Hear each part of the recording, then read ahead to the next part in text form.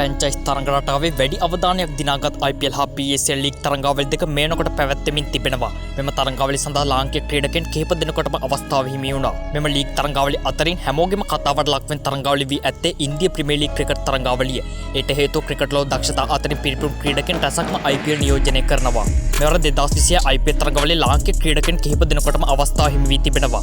ඒ විතරක් නොව ශ්‍රී ලංකා වේගපන්දු ක්‍රීඩක දිල්ෂාන් මදුශංකහට සන්රයිසර්ස් හයිදරාබාද් කණ්ඩායම සඳහා ඇරයුම් ලැබී තිබෙනවා. මෙවර තරඟාවලියේ මෙතෙක් පැවැත් වූ තරඟ අතරින් සන්රයිසර්ස් කණ්ඩායම තරඟ 5කට මුහුණ දුන්නා.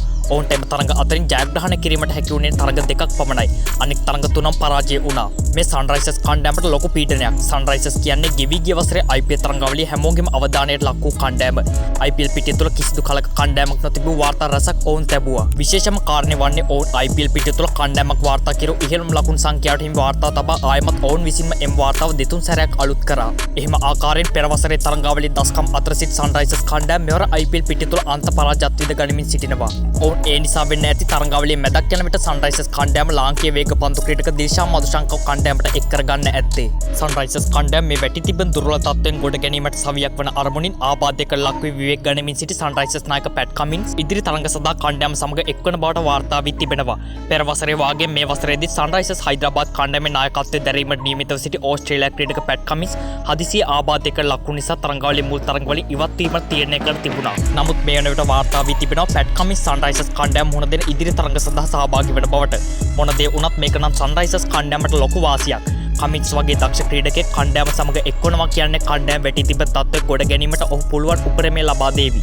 තරඟ 24ක් අවසානයේ IPL පොයින්ට් ටේබල් එකේ කණ්ඩායම් 10 දක්ෂතාවයේ දිස්වන්නේ මේ ආකාරයට. ටේබල් එකේ ප්‍රථම ස්ථානයේ අසුන් වෙන් කරවා ගැනීමට RCB කණ්ඩායම සමත් වීමද විශේෂත්වයක්. මෙවර IPL තරඟාවලියේ ලාංකික ක්‍රීඩකයන් වැඩි පිරිසක් ක්‍රීඩා කරන්නේ සන්රයිසර්ස් හයිදරාබාද් කණ්ඩායමට. ලාංකික ක්‍රීඩකයන් 3 දෙනෙක් සන්රයිසර්ස් කණ්ඩායම නියෝජනය කරනවා. කමිතු මෙන්ඩිස්, ඒෂාන් මාලිංග සහ දිල්ෂාන් මදුශංක යන ක්‍රීඩකයින්. මෑත ඉතිහාසයේ IPL පිටිය තුළ ලාංකික ක්‍රීඩකයන් වැඩි ප්‍රමාණයක් එකම කණ්ඩායමක් තුළ දැක් ගැනීමට ලැබුණු අහඹු අවස්ථාවක් මෙය.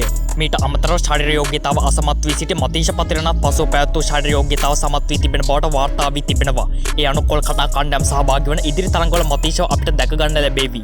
මතීෂ NOC සමත් වුණත් ඔහු සමග NOC අසමත්ව සිටින නුවන් තුෂාර වනිදු හතරංග වැනි ක්‍රීඩකයින් නම් තාමත් NOC අසමත්. වනිදු හතරංග මෙවර IPL තරඟාවලියේ ක්‍රීඩා කිරීමට නියමිතව තිබුණේ ලක්නෝ සුපර් ජයන්ට්ස් කණ්ඩායමට. නුවන් තුෂාර ක්‍රීඩා කිරීමට නියමිතව තිබුණේ රොයල් චැලෙන්ජර්ස් බැංගලෝර් කණ්ඩායමට.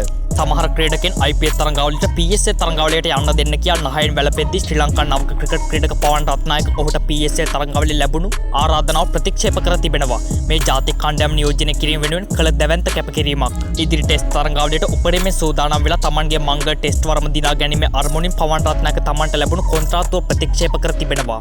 IPL යන්න බැරි වුණා කියලා නහයෙන් වැළපුණු සමහරුන්ට මේ කොල්ල දීපු ආදර්ශය වචන වලින් කියන්න බැරි තරම් වටිනවා.